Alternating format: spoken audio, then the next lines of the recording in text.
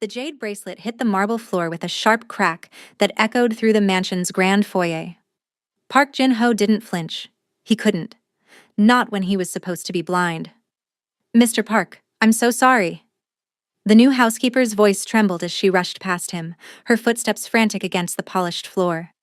Through the dark glasses that had become his constant mask for the past 2 weeks, Jin-ho watched her kneel and carefully gather the broken pieces, her hands shaking. This was the third housekeeper in 4 months. The third woman who thought a blind widowed billionaire wouldn't notice how she treated his son. But Jin-ho noticed everything. Have you ever wondered what people would do if they thought you couldn't see them? What truths would be revealed? What kindness or cruelty would surface when they believed no one was watching? 2 weeks earlier, he'd walked out of Dr. Lee Min-jun's ophthalmology clinic with perfect vision and a plan that bordered on deception. The car accident that killed his wife Hae-won 6 months ago had left him with severe eye trauma. Everyone expected him to be blind for life. When the experimental surgery succeeded ahead of schedule, Dr. Lee had looked at him with concern. "The bandages can come off today, Jin-ho. You can see again." Jin-ho had stared at his reflection in the clinic mirror, seeing clearly for the first time in months. But instead of relief, he felt something else entirely. An opportunity. "No one can know," he had told Dr. Lee. "Not yet." His friend had frowned. "Why would you want people to think you're still blind?" Jin-ho's jaw tightened as he remembered the nanny cam footage from 3 weeks prior. The housekeeper smiling sweetly to his face, then yanking his 7-year-old son Hyunwoo by the arm when she thought no one was watching. The boy, who hadn't spoken a single word since his mother's death, dragged to his room like a burden. "I need to see who people really are when they think I'm not watching." Now, standing in his foyer with dark glasses hiding the truth, Jin-ho observed the new housekeeper with the intensity of a man who had learned that money couldn't buy genuine compassion. Mrs. Choi, his head housekeeper, had interviewed dozens of candidates. "This one is different," she'd said. "Foreign, Nigerian, desperate for work." Desperate people could be cruel or kind. Jin-ho intended to discover which. "I'll replace it, Mr. Park," the woman said, her accent wrapping around his name in a way he'd never heard before.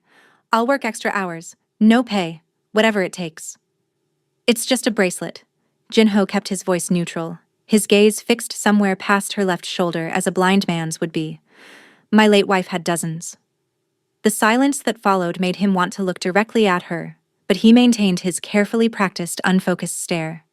"Then it meant something to you," she said quietly. "I'm sorry for your loss, Mr. Park. And I'm sorry I was careless with her memory."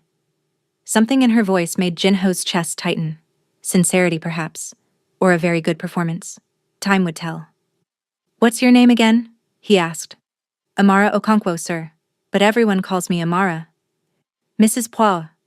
Choi will show you to your quarters, Amara. You start tomorrow." He heard her sharp intake of breath, the surprise evident. You're still hiring me? Even after I broke..." "Everyone deserves a second chance." Jin-ho turned toward the stairs, his hand finding the banister with practiced ease. "My son is waiting for his dinner. I trust you know how to cook?" "Yes, sir, I do." As he climbed the stairs, Jin-ho's peripheral vision caught Amara bowing deeply, even though she thought he couldn't see it. A small gesture, but it told him something. Respect wasn't performance if no one was watching. Or so she believed. Hyunwoo's room was at the end of the second-floor hallway, past the family portraits that now felt like ghosts on the walls. Jin-ho paused outside the door, listening. Silence. Always silence. His son had stopped speaking the day Hae-won died, as if his voice had been buried with her. Every child psychologist in Seoul had theories: trauma, grief, selective mutism, but none of their expensive sessions had brought back Hyunwoo's voice. The boy simply existed in a world of silence, his eyes too old for his 7 years. Jin-ho knocked gently before entering. Hyunwoo sat by the window, an untouched bowl of rice and soup on his desk. The boy didn't turn around. "The new housekeeper starts tomorrow," Jin-ho said, moving carefully across the room as a blind man would, even though his son's back was turned. Habit had become second nature. "Her name is Amara. She's from Nigeria." No response. Hyunwoo continued staring out the window at the Seoul skyline, his small shoulders hunched. Jin-ho's heart cracked a little more. This was why he was doing this. why he needed to know if Amara or anyone could reach the son he was slowly losing to grief. I need you to eat, Hyunwoo. Please. The boy's hand moved slightly toward the bowl, then stopped. It was the same every night. A gesture toward compliance that never quite completed itself. Jinho left the room with that familiar weight of helplessness pressing on his chest. The next morning arrived with the kind of gray soul sky that matched Jinho's mood. He sat in his study, pretending to read a braille document that Mrs. Choi had placed on his desk, while actually watching the driveway through his dark glasses. At exactly 8 o'clock, a taxi pulled up. Amara Okonkwo stepped out wearing a simple blue dress and carrying a worn backpack. She paid the driver, counting out bills carefully, before bowing in thanks. Jinho noted the way she paused at the mansion's entrance, taking a deep breath as if steeling herself before pressing the doorbell. Mrs. Choi's voice crackled through the intercom in his study. Sir, Miss Okonkwo has arrived. Send her to meet Hyunwoo, Jinho said. I want to know how she handles him. Sir, shouldn't you meet with her first? Establish guidelines? Just do it, Mrs. Choi. He heard the older woman's disapproving sigh before the intercom clicked off. Mrs. Choi had worked for his family for 20 years and still treated him like the boy who used to steal cookies from her kitchen. But she didn't understand. Guidelines and rules meant nothing if the person enforcing them had no heart. Jinho moved silently through the hallway, positioning himself near Hyunwoo's room where he could observe without being noticed. The door was slightly ajar. Amara entered the room with Mrs. Choi, who immediately launched into a stern lecture about schedules, mealtimes, and proper behavior. Jinho watched his son, who sat on his bed clutching a stuffed rabbit, his mother's last gift, staring at nothing. The boy doesn't speak, Mrs. Choi said bluntly. Hasn't said a word in 6 months. Don't expect conversation. Just make sure he eats, bathes, and gets to his tutoring sessions on time. Amara's expression shifted, something soft and sad crossing her face. 6 months? Since his mother? Yes. Since the accident. Mrs. Choi's tone was clinical, detached. I'll leave you to introduce yourself. Remember, Mr. Park is blind and relies on routine. Don't rearrange anything without permission. After Mrs. Choi left, silence filled the room. Jinho watched as Amara stood there, not moving toward Hyunwoo, not speaking, just observing. It stretched for nearly a minute. Then she did something unexpected. She sat down on the floor, cross-legged, several feet away from Hyunwoo's bed. Not approaching, not demanding attention, just sitting. My name is Amara, she said quietly. I come from very far away. A place called Nigeria in West Africa. It's so far that the sun rises here before it even thinks about waking up there. Hyunwoo's grip on the rabbit tightened slightly. Jinho noticed. I have 5 younger brothers and sisters, Amara continued, her voice carrying a musical quality that seemed to fill the room without overwhelming it. The youngest is 6, almost your age. His name is Chidi, and he's afraid of the dark. She paused, and Jinho saw her smile to herself. Every night, Chidi would cry and cry until I came and sat with him. Not talking, not forcing him to be brave, just sitting. Because sometimes the scariest thing about the dark is being alone in it. Hyunwoo's eyes flickered toward her for just a second. I'm not going to make you talk to me, Amara said. Or smile at me, or pretend everything is okay when it's not, but I'm going to sit here for a little while, if that's all right with you. Because nobody should have to be alone in the dark. Jinho felt something crack open in his chest. He watched as Amara began humming, a low, melodic tune he didn't recognize. It wasn't a lullaby exactly, but something warm and alive that seemed to wrap around the silence in the room and make it less heavy. After 10 minutes, Hyunwoo slowly released his death grip on the rabbit. After 15, his shoulders lowered from their permanent hunch. After 20, he lay down on his bed, still clutching the toy, but his eyes were closed. Amara stood quietly and retrieved a blanket from the chair, draping it over him with the gentleness of someone who understood fragile things. Then she left the room, closing the door softly behind her.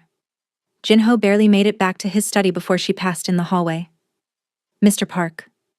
Her voice made him freeze. He turned, keeping his expression neutral, his gaze unfocused. Yes? I just wanted to say, Hyunwoo is resting. He seemed tired. Did he eat? No, sir, but I didn't push. I thought maybe trust comes before appetite. Jinho felt the words settle over him like a revelation. Every other caregiver had forced food on Hyunwoo, had treated his silence as defiance rather than pain. But this woman, this stranger from across the world, understood something fundamental about his son in 20 minutes. "You're very perceptive, Miss Okonkwo. I just remember what it's like to hurt Mr. Park, and I remember that nobody ever healed me by forcing me to be okay." She bowed and walked away, leaving Jinho standing in the hallway, his carefully constructed test suddenly feeling less like strategy and more like invasion. The first week passed in careful observation. Jinho maintained his performance flawlessly, bumping into furniture occasionally, asking for assistance with tasks he could easily do himself, keeping his dark glasses on from dawn until he retired to his private quarters at night. And he watched Amara. She never rushed Hyunwoo, never spoke to him in baby talk, or treated his silence as a defect. Instead, she narrated her own actions like a gentle stream of consciousness that required no response. "I'm making jollof rice today. It's a Nigerian dish. Every West African country fights over who makes it best. But obviously, it's us." She'd laugh at her own joke while Hyunwoo sat at the kitchen counter watching her move. "The secret is in the tomatoes. You have to let them cook down until they're sweet and deep red like sunset." Jinho would position himself nearby, pretending to listen to audiobooks while actually listening to her. "In Nigeria, we say it takes a village to raise a child. That means everyone helps everyone. Your neighbor's child is your child too." She'd chop vegetables with practiced ease. "I bet your mama cooked for you, didn't she? I bet she made your favorite foods and cut your sandwiches into special shapes." Hyunwoo's eyes would get glassy, but he never looked away. "It's okay to miss her," Amara would say softly. "It's okay to be sad. Sadness isn't something to fix. It's something to feel until it's ready to let you go." On the fourth day, Jinho staged a test. He deliberately left his study door open and knocked over a glass of water, then called out in feigned distress. "Mrs. Choi, I've spilled something." Footsteps rushed down the hall, but it wasn't Mrs. Choi who appeared. Amara ran in, saw the spill, and immediately grabbed his arm. "Mr. Park, don't move. There's glass on the floor. Let me help you." She guided him to a chair with such careful attention that Jinho felt guilt twist in his stomach. Then she cleaned up the mess, narrating every action so he'd know what she was doing. "I'm wiping up the water now. I'm picking up the glass pieces carefully. Don't worry, I'm checking to make sure I got all of them." When she finished, she knelt beside his chair. Jinho could feel her presence, close, but not invasive. "Mr. Park, I've been thinking. The furniture in here is beautiful, but some of these side tables are in awkward positions. Would you mind if I rearrange them slightly? Just so you won't bump into them." "You don't have to do that." "I know. But I'd like to, if you'll let me." Jinho nodded, not trusting his voice. She spent the next hour restructuring his study, explaining every change, asking his permission for each adjustment.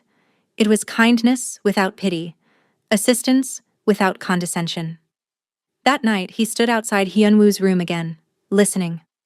Once upon a time, Amara's voice drifted through the crack in the door. There was a little prince who lost his voice. Not because he couldn't speak, but because the words hurt too much to say. Jinho heard the rustle of pages. She was reading from a book, but the story was clearly her own invention. The prince lived in a beautiful castle with his father, the king, and the king loved his son more than all the gold in all the kingdoms. But the king was sad too, because he didn't know how to tell his son that it was okay to hurt. That being broken didn't mean being alone. There was a pause, then the sound of Hyunwoo shifting in his bed. One day, a traveler came to the castle. She didn't have magic potions or special powers. She just had a heart that knew what loneliness felt like. And you know what she did? Silence. She sat with the prince in his silence. She didn't try to fix him or change him. She just reminded him that he was loved, even in the quiet, especially in the quiet. Jinho's hand pressed against the doorframe as his throat constricted. And slowly, very slowly, the prince remembered that his voice wasn't gone. It was just resting, waiting for the day when words felt safe again. The next morning, Hyunwoo came to breakfast. He sat at the table without being called, without being reminded. Amara placed a plate of scrambled eggs and toast in front of him, cut into small triangles. "Good morning, brave one," she said cheerfully. "I made your father's eggs too. But I think I put too much salt in his. Don't tell him." And then, Impossibly, miraculously, the corner of Hyunwoo's mouth twitched. Not quite a smile, but the ghost of one. Jinho's hand tightened around his coffee cup so hard he thought it might shatter. By the end of the second week, the mansion felt different. Lighter somehow. Amara had a way of filling spaces with warmth that had nothing to do with temperature and everything to do with presence. She sang while she worked. Songs in languages Jinho didn't understand, but felt in his chest. She told stories about her family in Lagos, about her father who fixed radios, and her mother who could argue anyone into submission. Mama once argued with a government official for 3 hours about a road that needed fixing, Amara told Hyunwoo while they folded laundry together. The boy had started following her everywhere, a silent shadow. She didn't stop until he agreed to send workers, then she made him tea and cookies because she said even stubborn men deserve sweetness. Hyunwoo watched her hands move, mimicking her folding technique with intense concentration. "You're good at this," Amara praised. "You have careful hands. Your mama taught you well." The boy froze. Then slowly, he nodded. It was the first acknowledgement of his mother he'd made in 6 months. Jinho had to leave the room before they saw his reaction. But it was that same evening when everything shifted. Jinho was in his study, struggling with the deception more each day. Watching Amara care for his son with such genuine devotion while lying to her about his vision felt increasingly wrong. He was considering ending the charade when he heard raised voices from the foyer. "I saw you pocket those bills." Mrs. Choi's voice was sharp with accusation. "Don't you dare lie to me." Jinho's blood went cold. He moved quickly toward the sound, his dark glasses nearly slipping in his haste. In the foyer, Mrs. Choi stood with her arms crossed, glaring at Amara, who looked stricken. Hyunwoo was on the stairs, his eyes wide with fear. "I didn't take anything, Mrs. Choi. I counted the household cash this morning. 200,000 won is missing. You were the only one near the office." "I haven't been in the office. I wouldn't—" Amara's voice cracked. "Mr. Park, please. I would never steal from you." Jinho felt the moment crystallize around him. This was it. The real test. Not of Amara's character, but of his own. "Search her quarters," he heard himself say, the words tasting like ash. Amara's face crumpled. "Mr. Park. If you have nothing to hide, you won't mind." He hated himself as he said it, hated the tremor in Amara's voice, the way Hyunwoo gripped the banister like it was the only solid thing in a tilting world. Mrs. Choi marched Amara upstairs, triumphant. Jinho stood in the foyer, his heart hammering, wondering if he'd just destroyed the best thing that had happened to his family in months. 20 minutes later, Mrs. Choi returned, her expression sour. "Nothing. She's clean." "Of course I am," Amara said quietly, descending the stairs with wounded dignity. "I come from poverty, Mrs. Choi. I know what it's like to have nothing. That's exactly why I would never take what isn't mine. The money is still missing." "Then perhaps you should check your own pockets before accusing others," Amara said, her voice steady despite the tears on her cheeks. Mrs. Choi's face flushed red. "How dare you?" "That's enough." Jinho raised his hand. "Mrs. Choi, check your office again, carefully." The older woman huffed, but complied. The silence that followed was suffocating. Jinho could feel Amara's pain like a physical thing in the room, but he couldn't look at her. Couldn't break character. "Not yet." "Mr. Park," Amara said softly. "I understand if you want me to leave. But please, let me say goodbye to Hyunwoo first." "You're not going anywhere." "But you don't trust me." "I said you're not leaving." Mrs. Choi returned, looking deeply embarrassed. "The money was in my desk drawer. I must have put it there yesterday and forgotten." No apology, no acknowledgement of the damage done. She simply turned and walked away. Amara stood in the middle of the foyer, shaking. Hyunwoo ran down the stairs and grabbed her hand, pulling her toward the kitchen with desperate urgency. Jinho heard her break down crying once they were out of sight. That night, he couldn't sleep. His deception had allowed Mrs. Choi's accusation to wound someone who deserved better, someone who had been nothing but kind to his son, to him, to everyone in this house. At 2 a.m, Jinho found himself standing outside the kitchen.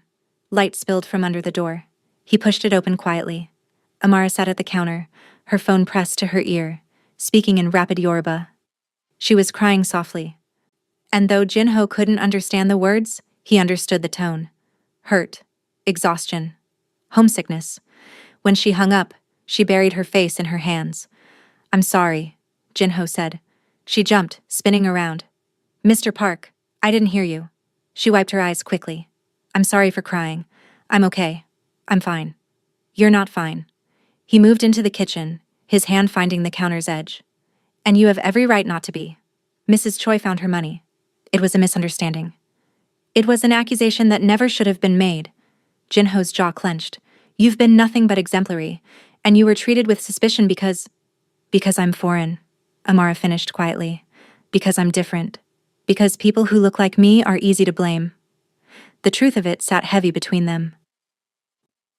I want you to know, Jinho said carefully, that I believe you. I believe in your character.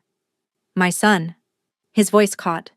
Hyunwoo hasn't responded to anyone the way he responds to you. You've given him something I couldn't. Something I'd begun to think he'd lost forever. Hope, Amara whispered. Connection.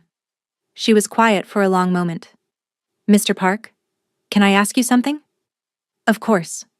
Do you ever get tired of the darkness? The question struck him like a physical blow. What do you mean?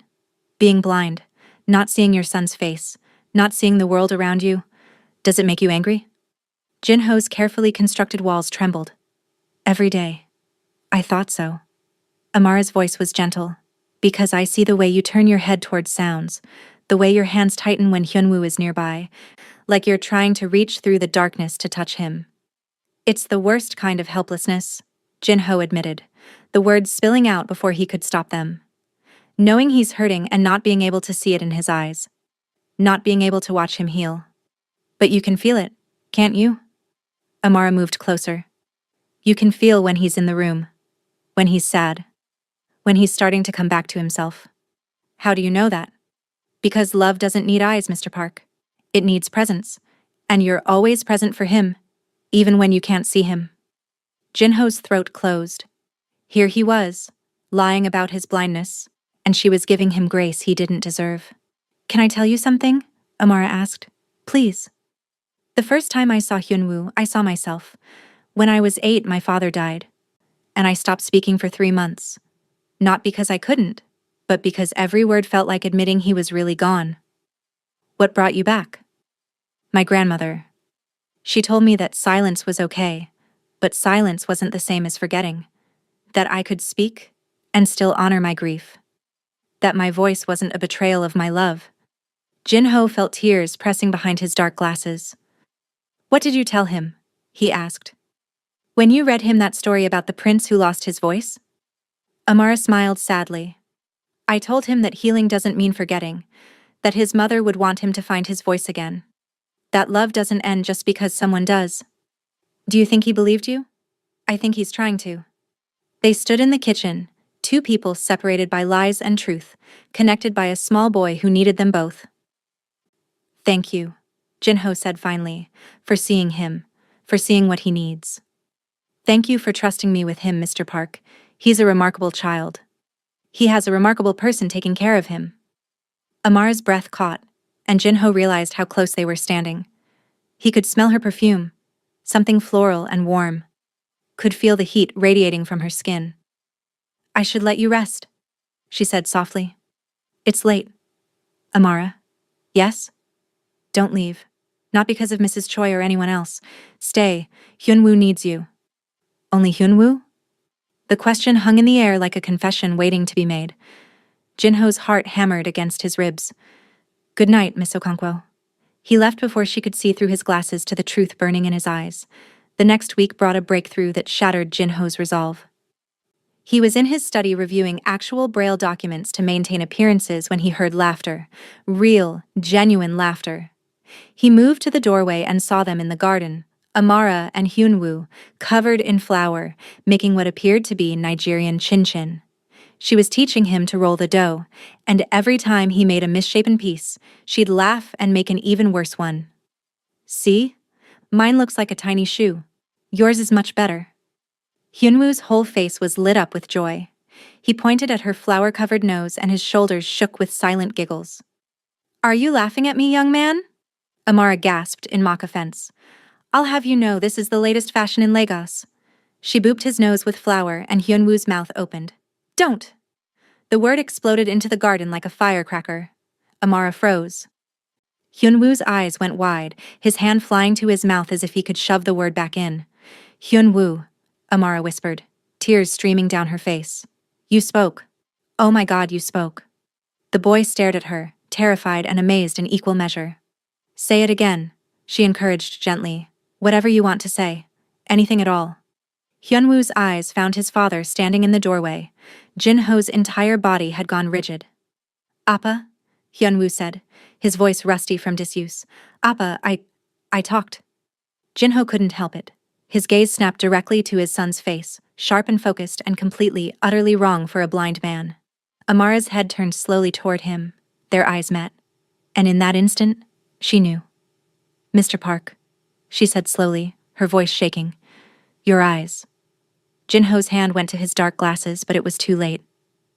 The truth was written all over his face, in the way he was looking directly at his son, in the tears on his cheeks, that he could see reflecting the afternoon sun. You can see, Amara breathed. You've always been able to see. Hyunwoo looked between them, confused. Appa, what's wrong? Nothing's wrong, buddy, Jin-ho managed. Go inside and wash up, okay? Amara and I need to talk. The boy hesitated, but Amara nodded encouragingly. Go on, brave one. I'll be there soon. Once Hyunwoo disappeared into the house, Amara turned to Jin-ho with an expression that cut him to the bone. Betrayal, hurt, anger. How long? She asked. Since before you arrived. You've been pretending this whole time, watching me, testing me. Her voice rose with each question. Was any of it real? Or was I just some experiment? It wasn't like that. Then what was it like, Mr. Park? She stepped closer, flowers still dusting her clothes, tears cutting tracks through it on her face. Tell me what it's like to lie to someone who's been caring for your child, who's been helping you around your own house, who's been opening her heart to your family. I needed to know. The words burst out of him. Do you have any idea what it's like to watch person after person smile to your face and then hurt your son the moment they think you're not watching? I had to know if you were real. So you lied to me, manipulated me. I was protecting my son. By treating me like I was already guilty? Amara's hands shook. I have done nothing but care for Hyunwoo, nothing but try to help him heal.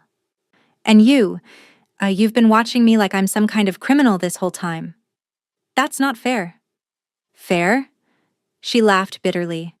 You want to talk about fair? I left my family. I left my home. I work myself to exhaustion for people who look at me with suspicion every single day. And the one person I thought saw me, the one person I thought understood. You were lying to me. Jin-ho felt like he was drowning. Amara, please. Did you watch me cry last night? When Mrs. Choi accused me of stealing, did you see that? His silence was answer enough. You saw me break down, and you did nothing. You let me believe you were blind and helpless when you could have defended me, when you could have told Mrs. Choi she was wrong. I told her to search again. After you told her to search my room. Amara's voice cracked. Do you have any idea what that felt like? To be violated like that? To have my integrity questioned? I'm sorry, Jin-ho said desperately. I'm so sorry. You're right. I should have stopped it immediately. You should have been honest with me from the beginning. I couldn't risk it. Not with Hyunwoo's well-being. His well-being? Amara's eyes flashed. I've done nothing but prioritize his well-being. I've held him when he cried. I've sat with him in his silence. I've given him everything I have to give. And you were just watching, judging, deciding if I was worthy. That's not how it was. Then how was it? She stepped so close he could see the gold flecks in her brown eyes, could see the pain he'd caused written in every line of her face. Tell me, Jin-ho, how was it? His name in her mouth, without the formal address, felt like intimacy and accusation all at once. I was wrong, he admitted. I thought I was being careful, being protective. But I was just being a coward. I was afraid of being hurt again, of Hyunwoo being hurt again. So I hurt you instead. I hurt you when you'd done nothing to deserve it. You're right. I didn't deserve it. Amara stepped back, putting distance between them. I need time to think. Please don't leave, Jin-ho said, hating how desperate he sounded. Hyunwoo needs you. Hyunwoo needs honesty. He needs people who don't lie to him. She wiped her eyes. I need to figure out if I can trust you. If I can trust any of this. She walked past him into the house, and Jin-ho stood in the garden alone, surrounded by flower and the evidence of joy he'd just destroyed. The rest of the day was agony. Amara avoided him completely, focusing all her attention on Hyun-woo. The boy was too excited about finding his voice again to notice the tension, chattering in short bursts about everything and nothing. Amara, look, a bird. I see it, sweetheart. It's beautiful.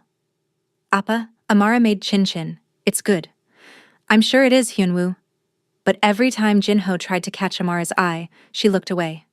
The light that had been growing in the house dimmed again, replaced by a cold formality that hurt worse than silence.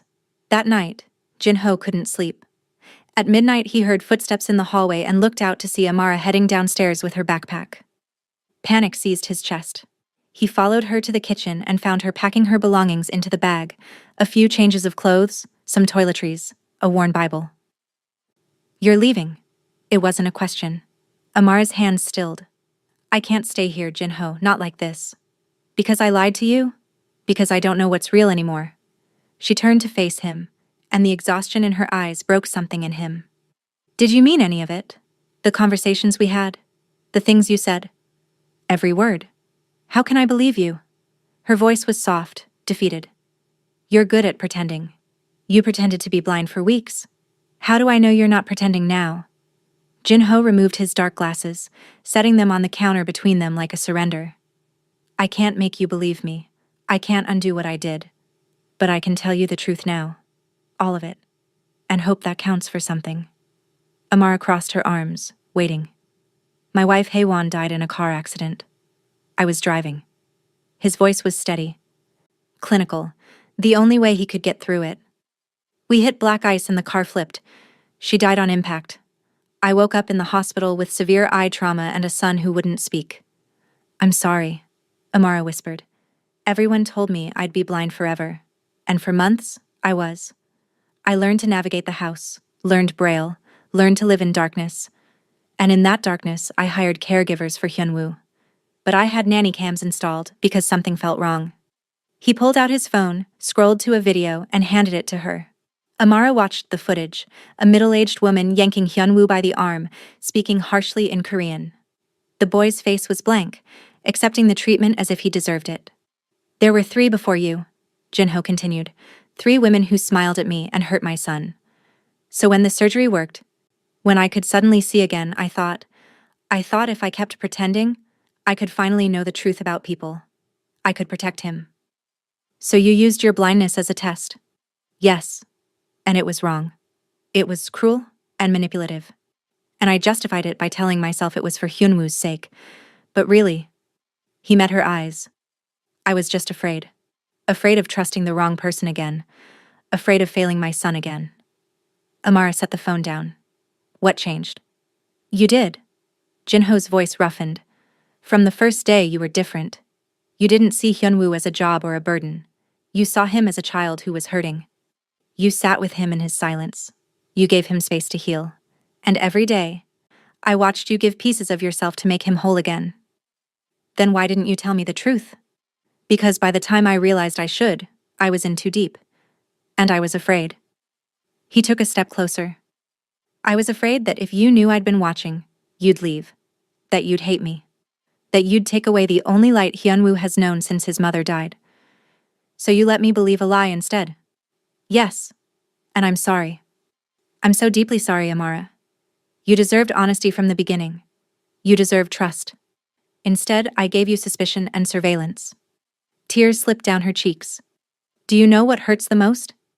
Not that you lied, but that you watched me be accused of stealing and said nothing. You let Mrs. Choi humiliate me. You let her search my room like I was a criminal. I know. And there's no excuse for that. None. Jin-ho's hands clenched at his sides. I told myself I was maintaining the test, but really, I was just being a coward. I should have defended you immediately. I should have fired Mrs. Choi on the spot. Instead, I let you be hurt because I was too committed to my deception. Why? Amara's voice broke. Why did you choose your lie over my dignity? Because I'm broken, Jin-ho said simply. Because losing Haewon broke something in me, and I've been operating from fear instead of faith. Fear that everyone would hurt my son. Fear that I couldn't trust my own judgment. Fear that letting anyone close would mean losing them too. He moved closer until only the kitchen island separated them. But watching you with Hyunwoo these past weeks, seeing the way you love him without expecting anything in return, the way you show up every single day with kindness even when you're exhausted, even when Mrs. Choi treats you like you're less than Amara, you've been showing me what courage actually looks like, what trust looks like, and I've been too blind to see it. That's the problem, Jinho. You weren't blind. You saw everything. You just chose to see it in secret. You're right, and I can't change that. But I can promise you this.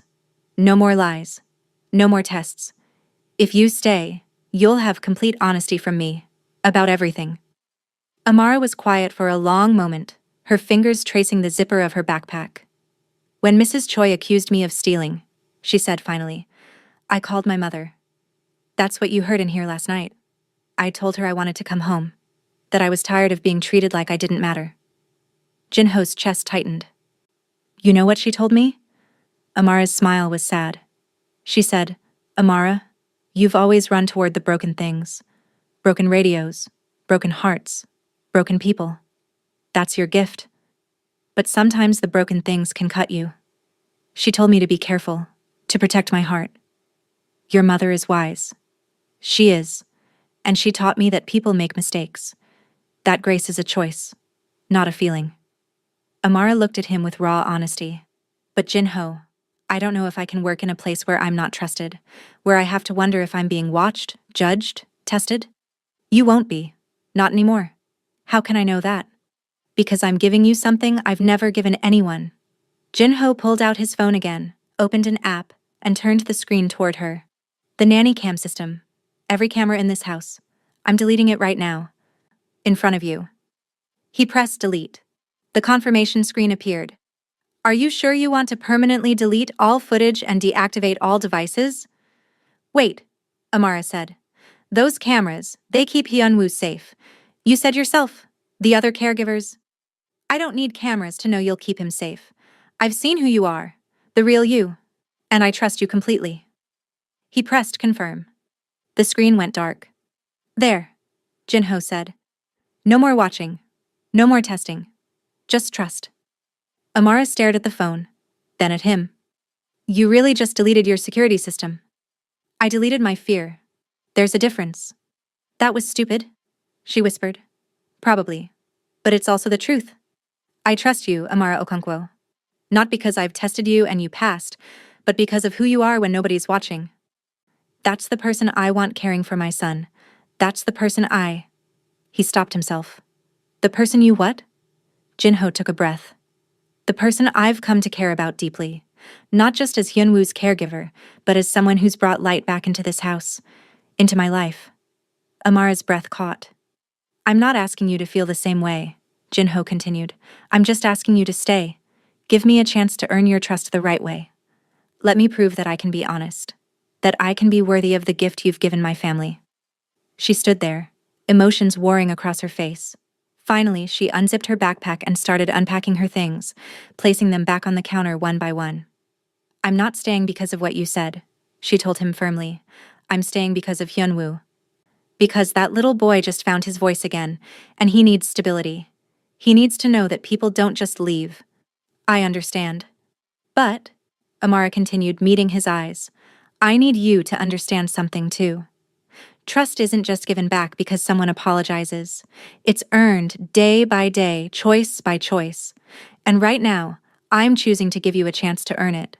But only one chance, Jinho. I won't be lied to again. You have my word. Complete honesty about everything. Then tell me something true right now. Something you haven't told anyone. Jinho didn't hesitate. I blame myself for Haiwan's death every day, and some part of me has been punishing myself by staying in the dark even after I could see again. Because if I couldn't see, I couldn't fully live. And I didn't think I deserved to fully live when she couldn't. The words hung in the air, raw and bleeding. Amara's expression softened. That's not truth, Jinho. That's guilt lying to you. What's the difference? Truth sets you free. Guilt keeps you trapped. She moved around the island, standing close enough that he could see the compassion in her eyes. Haewon's death wasn't your fault. Weather and road conditions and terrible timing. That's what killed her. Not you. And staying in darkness, literal or metaphorical, doesn't honor her memory. Living does. Loving your son does. Healing does. How are you so wise? I'm not wise. I'm just someone who knows what it's like to carry guilt that doesn't belong to me. She touched his hand briefly, then pulled back. My father died of a heart attack when I was 8. I spent years thinking that if I'd just been quieter, caused less stress, maybe he'd still be alive. But my grandmother told me that love isn't measured in what we prevent. It's measured in what we give. And you're giving Hyunwoo everything you have, Jinho. That's what matters. I'm trying, but I keep failing. You're human. Humans fail. What matters is that you keep trying. She picked up a dish towel, wiped her eyes. Now it's late, and tomorrow Hyunwoo is going to wake up wanting to talk our ears off. We should sleep. Amara? Yes? Thank you. For staying. For giving me another chance. Don't thank me yet. You still have to earn it. She left the kitchen, and Jinho stood alone in the quiet, feeling something he hadn't felt in months. Not quite hope, but maybe the possibility of it. The next morning brought a different kind of tension. Hyunwoo bounced into the kitchen at breakfast, chattering excitedly. Amara, guess what? I dreamed I could fly, and Appa was there, and you were there, and we flew over the ocean. Amara smiled, preparing his favorite breakfast. That sounds like a wonderful dream. Brave one? And Appa could see. In my dream, he could see everything. Hyunwoo turned to his father. Appa, I wish you could really see. Then you could see how pretty Amara is. Jinho choked on his coffee. Amara's cheeks flushed. Hyunwoo, Jinho managed. But it's true. Amara is pretty and nice, and she makes the best chin-chin in the whole world. I don't know about the whole world, Amara laughed, setting his plate down. But thank you, sweet boy. Mrs. Choi entered the kitchen, her expression sour. Mr. Park, I need to discuss the household accounts with you. Not now, Mrs. Choi. But sir, it's important. I said not now. Jinho's voice was firm. Actually, Mrs. Choi, I'd like you to apologize to Miss Okonkwo for your accusation yesterday. The older woman's face went rigid. I found my mistake. Isn't that apology enough? No, it's not. Jinho stood, and even though he'd abandoned his dark glasses that morning, his presence commanded the room. You accused Amara of theft without evidence. You humiliated her. You demanded her room be searched like she was a criminal. That requires an actual apology. Mrs. Choi's mouth opened and closed like a fish. Finally, she turned to Amara with barely concealed resentment. I apologize for the misunderstanding. That's not an apology, Jinho said coldly. Try again, this time with sincerity. The kitchen went silent. Hyunwoo watched with wide eyes. Mrs. Choi's face flushed red, but she bowed slightly. Miss Okonkwo, I apologize for accusing you of theft. It was wrong of me. I should have been more careful before making such a serious allegation. Amara nodded graciously. Apology accepted, Mrs. Choi. After the older woman left, Hyunwoo looked at his father with new respect. Appa, you were scary. Sometimes we have to be scary to protect people we care about, Jinho said, glancing at Amara. She met his eyes, and something passed between them. Not forgiveness, not yet, but acknowledgement. He was trying. The days that followed were careful ones. Jinho kept his promise of complete honesty, sometimes to almost uncomfortable degrees. I'm going to my study now, he'd tell Amara. I have a conference call with the board. It will probably be boring and full of people trying to impress me. The garden looks beautiful today, he'd comment. I can see every flower from my window. The roses are your favorite, aren't they? I noticed you always pause to smell them. I'm struggling with something, he'd admit during dinner. Hyunwoo's therapist wants to increase his sessions, but I'm afraid it might overwhelm him. What do you think? And slowly, cautiously, Amara began to respond with her own truths. I miss my family terribly, she'd say while cooking. My youngest sister sent me a video yesterday of her school play, and I cried for an hour. Sometimes I feel like an outsider in this house, she'd admit. Like no matter how hard I work, some people will always see me as temporary. As less than. I'm scared of caring too much, she'd confess one evening while they watched Hyunwoo play in the garden. Because every time I let myself love something, it seems to slip away. These conversations, honest and raw, built something fragile between them. A foundation that might one day hold weight. 2 weeks after the confrontation, Hyunwoo came running into the house with a drawing. "Appa, Amara, look what I made." It was a crayon drawing of 3 stick figures holding hands, one tall male figure, one female figure with dark skin and a bright smile, and one small figure in the middle. "That's our family," Hyunwoo announced proudly. Jinho's breath caught. Amara's eyes filled with tears. "Hyunwoo," she said gently, "your family is you and your appa. I'm just—" "Your family too," the boy insisted. "Family is people who love you, and you love us, right?" Amara looked at Jinho, who was staring at the drawing like it held the secrets of the universe. "Yes," she whispered. "I do love you both." "Then you're family. Can we hang it on the fridge?" "Of course we can, brave one." As Hyunwoo ran to get tape, Jinho moved closer to Amara. "He's right, you know." "About what?" "About you being family. You've become essential to us, Amara. To both of us." "Jinho, I know you're still building trust in me. I know I haven't earned the right to ask for more. But I need you to know that what started as a test became something real. Somewhere between your first day and now, you stopped being the housekeeper and you became the person I think about when I wake up. The person I look for in every room. The person I want to tell everything to." Amara's hands trembled. "You can't say things like that." "Why not? I promised honesty." "Because I'm trying to protect my heart." The words burst out of her. "Don't you understand? I've already lost so much. My father, my home, my family.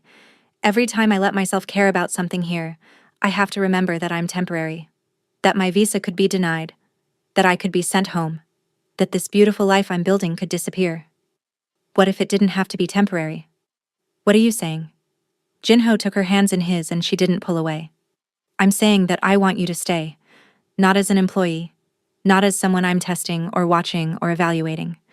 But as someone who belongs here. With us. With me." "You're talking crazy." "Maybe. But crazy is the only thing that makes sense anymore." He smiled and it transformed his whole face. "I've spent months in darkness, Amara. Real and metaphorical. And you brought light back. You brought joy back. You brought my son's voice back. You made me remember what it feels like to hope for something more than just surviving." "I'm scared," she whispered. "So am I. Terrified, actually. But I've learned something from you. Being scared doesn't mean we stop trying. It means we try anyway." Hyunwoo returned with the tape, oblivious to the moment he was interrupting. "Amara, help me hang it up high." They moved together to hang the drawing on the refrigerator, their hands brushing as they worked. When it was secure, Hyunwoo stepped back with satisfaction. "Perfect. Now everyone will know we're family." That night, after Hyunwoo was asleep, Jinho found Amara in the garden.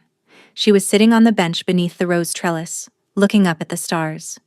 "In Nigeria," she said as he sat beside her, "we have a saying, 'The river that forgets its source will dry up.' I think about that a lot here. About not forgetting where I came from, even as I build something new." "You could have both," Jinho said. "Your past and your future. They don't have to be separate things." "How?" "We could visit Nigeria together. You, me, and Hyunwoo. You could show us where you grew up. Introduce us to your family. We could make sure that Hyunwoo grows up understanding that love isn't limited by geography or culture." Amara turned to him, eyes wide. "You'd do that." "I'd do anything to make you feel like you belong, because you do, Amara. You belong here. With us." "I don't know if I'm ready for this," she admitted. "For you. For whatever this is becoming." "Then we'll go slow. As slow as you need. I'm not going anywhere, and neither is my heart. It's yours. Whenever you're ready to take it." She leaned her head on his shoulder and they sat in the garden under the stars, 2 broken people learning to be whole together. "Jinho." "Yes?" "Thank you for being honest with me. Finally. Thank you for staying. For giving me the chance to be better. You're already better. You just needed to see it." They sat in comfortable silence until Amara finally spoke again. I'm not ready to say I love you back. Not yet. But I'm ready to stop being afraid of the possibility. Jinho smiled in the darkness. That's enough. That's more than enough. Inside the house, Hyunwoo's drawing hung on the refrigerator, a simple crayon representation of a family that had found each other in the most unexpected way. A Korean billionaire who had to lose his sight to truly see. A Nigerian woman who had traveled across the world to find home. And a little boy who had lost his voice and found it again in the safety of their love. The next morning brought a brightness that felt almost tangible. Hyunwoo woke up singing. Actually singing. A Korean children's song that Amara had taught him, mixed with words from a Nigerian lullaby. The combination was chaotic and off-key and absolutely perfect. Jinho stood in the kitchen making coffee when Amara entered. She'd put her hair up in a colorful wrap, something she hadn't worn since her first day. It's beautiful, he said. She touched it self-consciously. I stopped wearing them because Mrs. Choi said they were unprofessional, but I woke up today and thought, this is who I am, professional or not. You're perfect exactly as you are. Amara's smile was shy but genuine. You're getting better at this honesty thing. I had a good teacher. Hyunwoo bounced into the kitchen and stopped short, staring at Amara's wrap. Wow, Amara, you look like a queen. Thank you, brave one. Can I wear one too? Amara laughed. Of course. I'll teach you how to tie it after breakfast. They ate together, the three of them, and it felt like family in a way Jinho hadn't experienced since Haiwon's death. Different, but no less real, no less precious. After breakfast, as Amara showed Hyunwoo how to wrap fabric around his head, Jinho's phone rang. It was Dr. Lee. I heard through the grapevine that you've stopped pretending to be blind, his friend said without preamble. Want to tell me how that went? Badly at first, but maybe it's getting better. The housekeeper? Her name is Amara, and she's not just a housekeeper, Minjun. She's everything. There was a pause. Then I'm happy for you, my friend. You deserve this. You deserve to see the world clearly again. In every sense. After hanging up, Jinho returned to the living room to find Hyunwoo wearing a makeshift head wrap, striking poses while Amara took pictures on her phone, both of them laughing hysterically. Appa, look, I'm King Hyunwoo of Seoul. You certainly are, buddy. Amara caught his eye over Hyunwoo's head, and the smile she gave him was full of possibility. Of maybe. Of someday. And for the first time since the accident, since the darkness, since the lies and the loss and the loneliness, Jinho felt something settle in his chest. Hope. Not the fragile, desperate kind that breaks at the first sign of trouble, but the sturdy, enduring kind that's been tested and proven true. The kind of hope that comes from finally seeing clearly, not just with eyes, but with heart. Come here, Amara called to him. You need a wrap too. This is a family photo.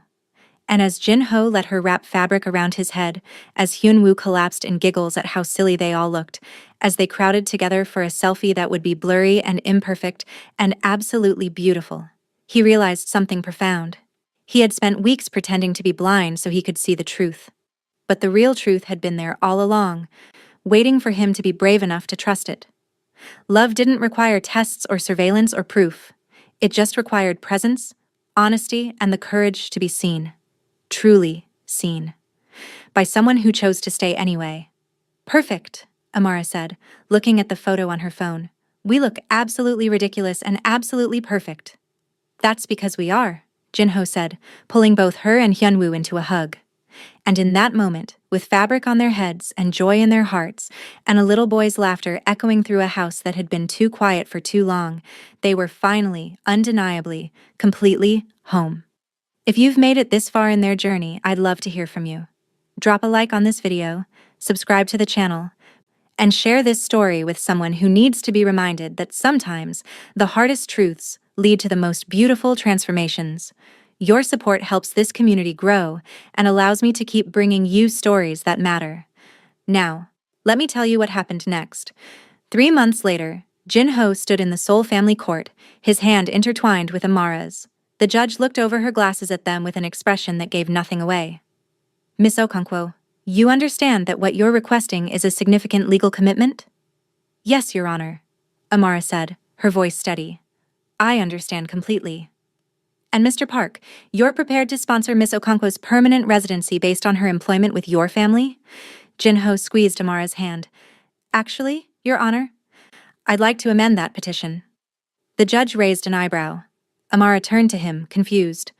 I'd like to sponsor Amara's residency not as an employee, but as my fiancé. The courtroom went silent. Amara's mouth fell open. Jinho, what are you? He turned to face her fully, right there in the middle of the courtroom, and pulled a small velvet box from his pocket. I know we said we'd go slow.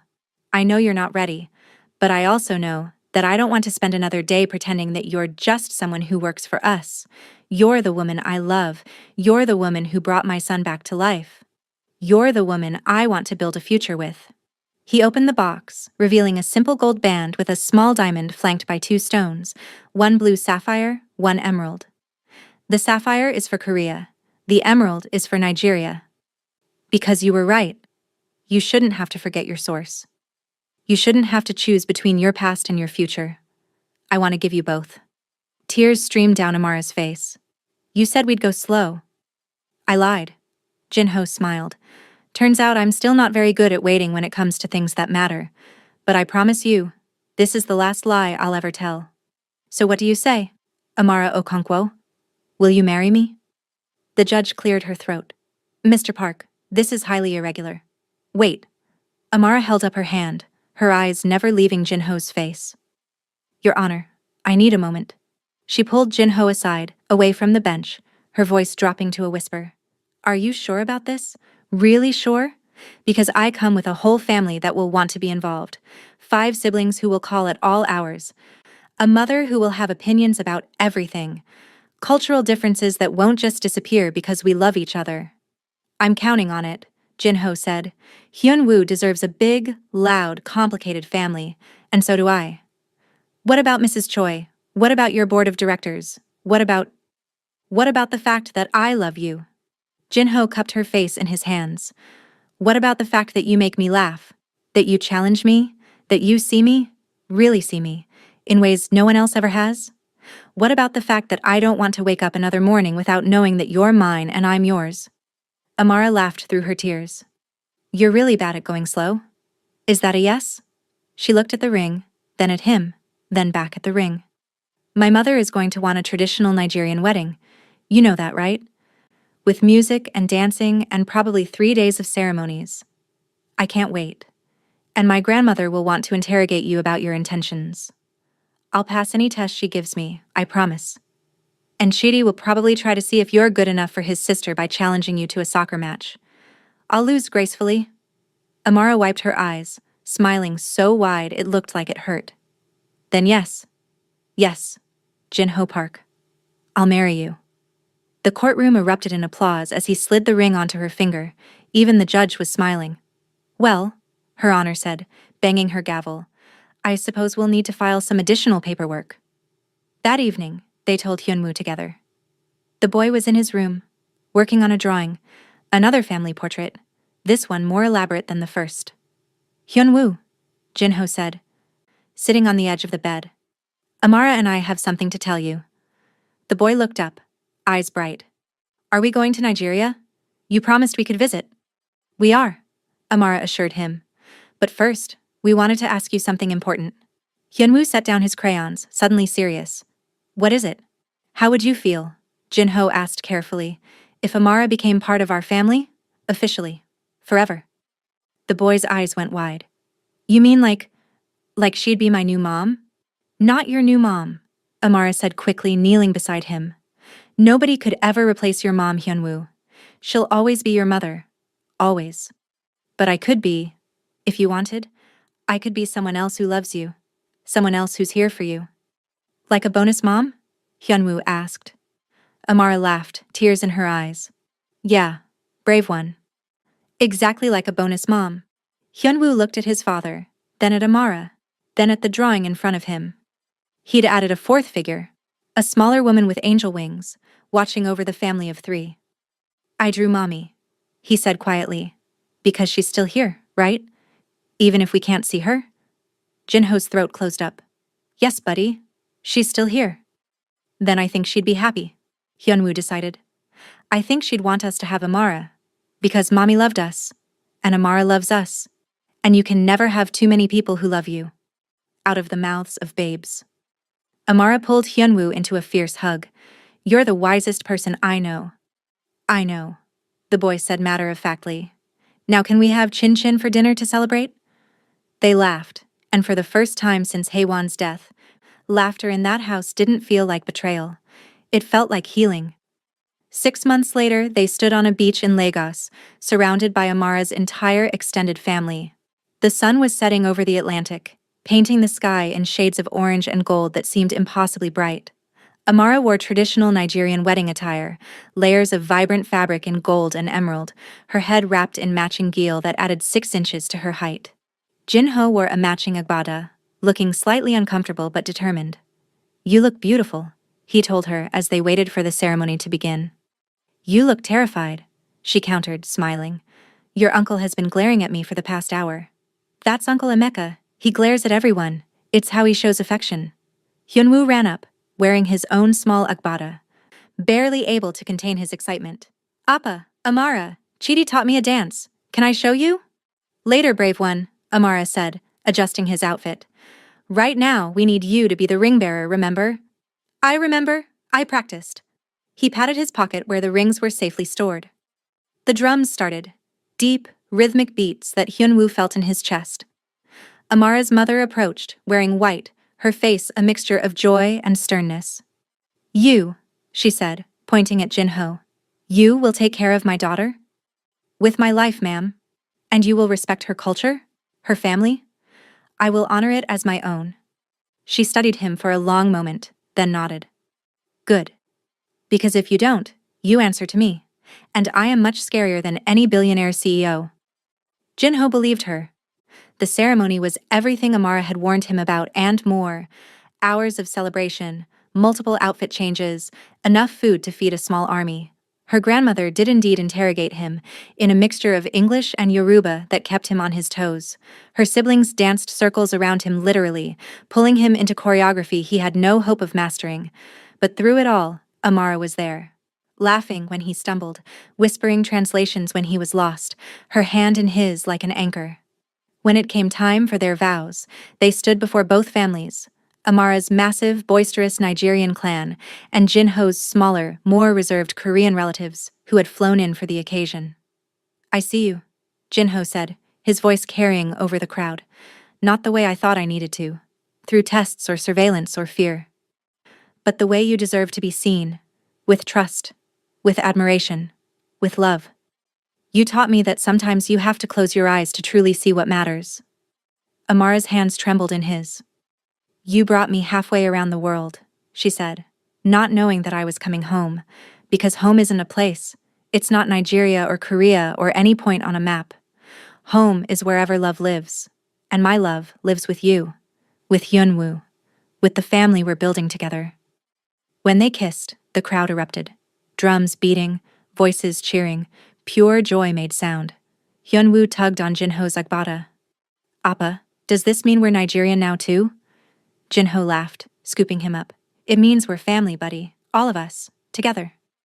As the sun set completely and the party moved into its second phase, the one that would last until dawn, if Amara's family had anything to say about it, Jinho found a quiet moment with his new wife. They stood at the edge of the celebration, watching their families mingle. Mrs. Choi was attempting to learn a Nigerian dance from Amara's youngest sister. Dr. Lee was deep in conversation with Amara's father about, of all things, vintage radios. Hyunwoo was in the center of it all, surrounded by new cousins, laughing so hard he could barely breathe. Thank you, Jinho said. For what? For staying. That first night when you wanted to leave. Thank you for giving me a chance I didn't deserve. Amara leaned her head on his shoulder. You know what I realized? What? You were never really blind.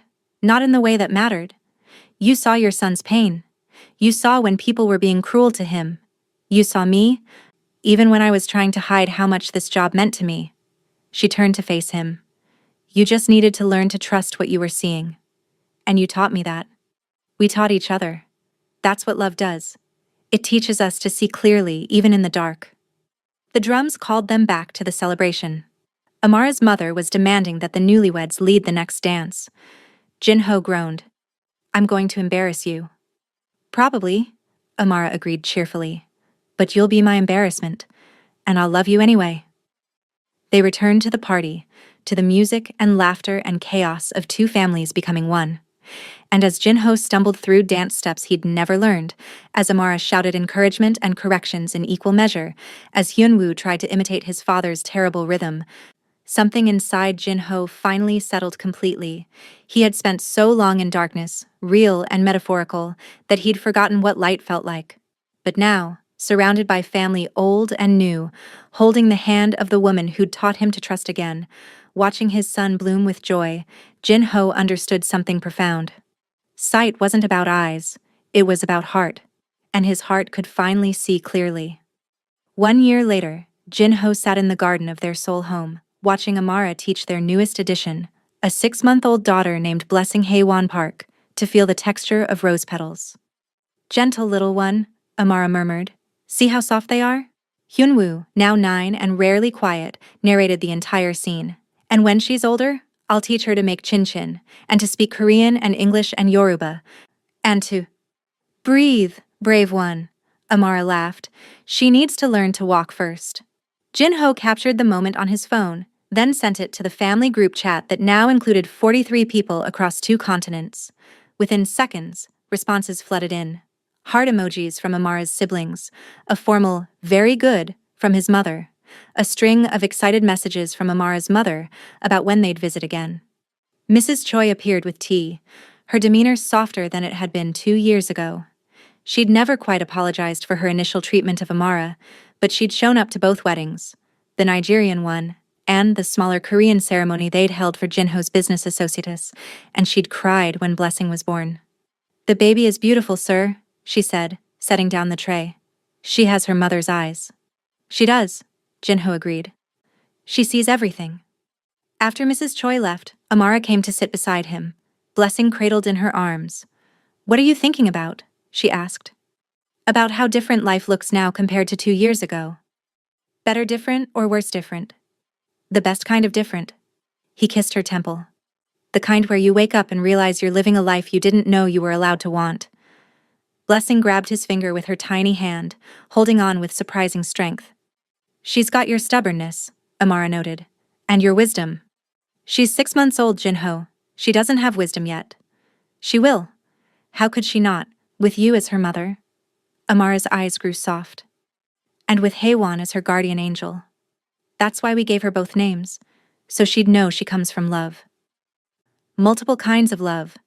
They sat in comfortable silence, watching Hyun-woo chase butterflies, listening to Blessing's happy gurgles, feeling the warmth of late afternoon sun. "Jin-ho," Amara said eventually. "I'm glad you pretended to be blind." He pulled back, surprised. "Really? Really? Because if you hadn't, we might have missed this. You might have hired someone else. I might have gone to work for another family. We might have walked right past each other, 2 people who needed each other but never knew it. I hurt you, though. The deception taught us both something important." She looked at him with those eyes that had first seen through his performance to the broken man beneath. "It taught you to trust. And it taught me that people are worth second chances, that mistakes don't define us. What we do after the mistakes, that's what matters. I don't deserve you." Good thing love isn't about deserving then. It's about choosing. Every day I choose you. Every day you choose me. And every day we choose this family we've built. Blessing yawned, her tiny face scrunching up in a way that made them both laugh. "I should put her down for a nap," Amara said, standing. "Hyun-woo, come inside. Time to start your homework." "5 more minutes," the boy called back. "Now, brave one." "Fine." But he was grinning as he ran inside. Jin-ho stayed in the garden, watching his family disappear into the house. Through the window, he could see Amara settling Blessing into her crib, singing a Nigerian lullaby. Hyun-woo was already at the kitchen table, books spread out, asking questions in his endless curiosity. And Jin-ho realized something. He'd spent weeks pretending he couldn't see, all so he could discover the truth about Amara. But the real truth had never been about her character or her kindness or her capacity to love his son. The real truth was simpler and more profound than any test could reveal. Sometimes you have to lose your sight to truly learn how to see. Sometimes you have to close your eyes to open your heart. And sometimes, the people who heal us are the ones we almost never let in. Jin-ho stood, ready to join his family inside, when his phone buzzed. A message from Dr. Lee. Coffee next week? Want to hear how married life is treating you? Jin-ho smiled and typed back. I'll tell you the same thing I told you 2 years ago. I can finally see clearly, in every way that matters. He pocketed his phone and walked into his home, where the sound of Amara's voice reading to Hyunwoo mixed with Blessing's sleepy murmurs. Where the smell of jollof rice drifted from the kitchen, Amara had taught their cook how to make it properly. Where family photos lined the walls, a beautiful blend of Korean and Nigerian faces, of past and present, of loss and love and everything in between. And as Jin-ho closed the door behind him, shutting out the world to embrace the life he'd built, he knew one thing for certain. He was home. Really, truly home. Not because of the mansion or the money or the prestige, but because of the woman who'd stayed when he'd given her every reason to leave. The boy who'd found his voice again, the daughter who represented their future, and the family, massive, complicated, beautiful, that surrounded them with love. Jin-ho Park had spent 6 months in physical darkness after his wife's death. He'd spent 2 weeks in deliberate darkness, testing Amara's character. But now, finally, he lived in light. And he never wanted to close his eyes again.